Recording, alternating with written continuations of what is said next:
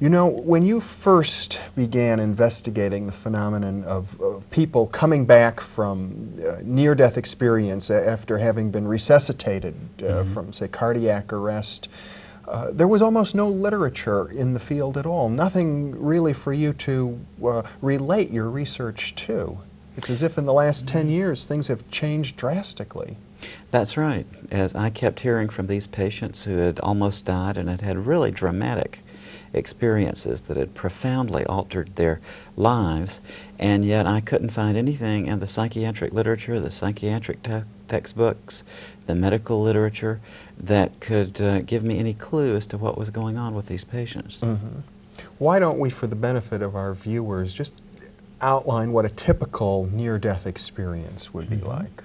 Well, a very typical pattern, or something that the patients commonly tell us, is that at this time when their heart stops beating, they have a cardiac arrest, they have no heartbeat, no detectable respiration, and very often their physicians will say something such as, "Oh my God, he's dead, we've lost him," or something to that effect. The patients will tell us that from their perspective, they feel more alive than ever. They say they float up out of their bodies and they watch the resuscitation going on from a point of view immediately below the ceiling of the operating room or the emergency room. And they say from this perspective they can see exactly what's going on down below. They can understand the remarks and the thoughts of the personnel, the medical personnel who are around.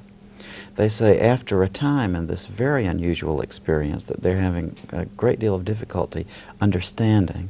And in fact, how can I be up here watching me down there? It doesn't seem to make any sense to them.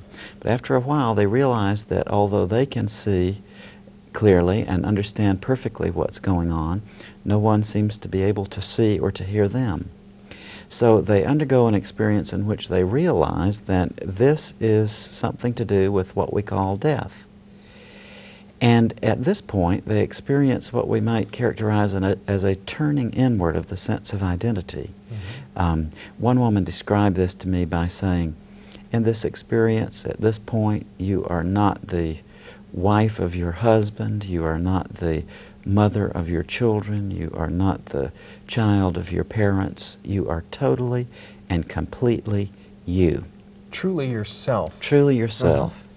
And at this point, in this moment of isolation and realizing that this is what we call death, then very unusual transcendental experiences begin to unfold. And I call them transcendental partly because the patients say that these later steps of the near-death experience are absolutely ineffable. That means indescribable.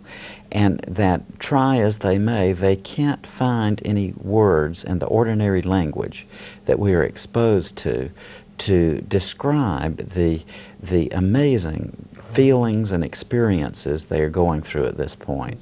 Beautiful beyond words, in other Absolutely. words.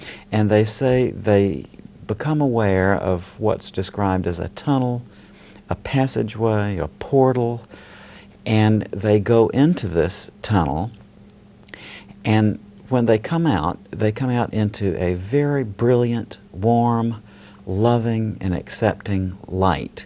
And people at this point describe just amazing feelings of peace and comfort.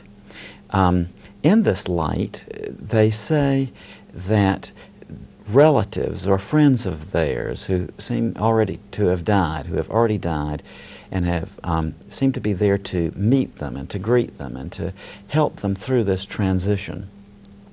Another thing they'll often tell us is that at this point they are met by some religious figure. Christians say Christ, Jews say God or an angel, and they say in this setting that this being in effect asks them a question. And they all say that words can't convey it, that communication in this position does not take place through words as you and I are now using, but rather in the form of an immediate awareness. And the way they summarize this question or try to put it into words is that they say that he asked, in effect, what have you done with your life? How have you learned to love? And at this point, they say, they undergo a detailed review of everything they have ever done in their lives. This is displayed around them, they'll tell us, in the form of a full-color, three-dimensional panorama. And it involves every detail of their life, they say, from the point of their birth right up to the point of this close call with death. And it might take only a matter of seconds in our time. Absolutely, Jeffrey. And you know, the people who go through this say that time, as you and I are experiencing it now, that's measured by the clock, is not a factor in these experiences. It's as if they're in a realm which is transcendent time as we know it. Right. Mm-hmm. Many of them say eternity Mm-hmm. as the word they will grasp at to explain this.